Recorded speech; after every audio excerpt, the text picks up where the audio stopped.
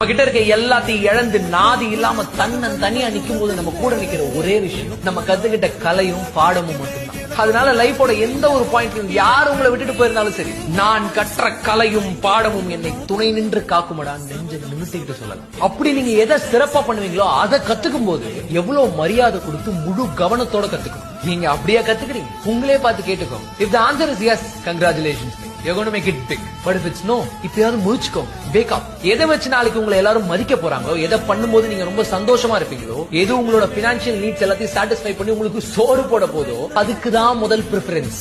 Breakup ஆயிடுச்சு, டிப்ரெஸ்டா இருக்கேன், வீட்ல பிரச்சனை, ஏமாத்திட்டாங்கன்னு சொல்லிட்டு இதை பார்த்துட்டு இருக்க நீங்க இப்போ லைஃப்ல எதை ஃபேஸ் பண்ணிட்டு இருந்தாலும் சரி, the one and only solution is focus on yourself, focus on the topmost priority, becoming what you are and becoming what you are meant to be.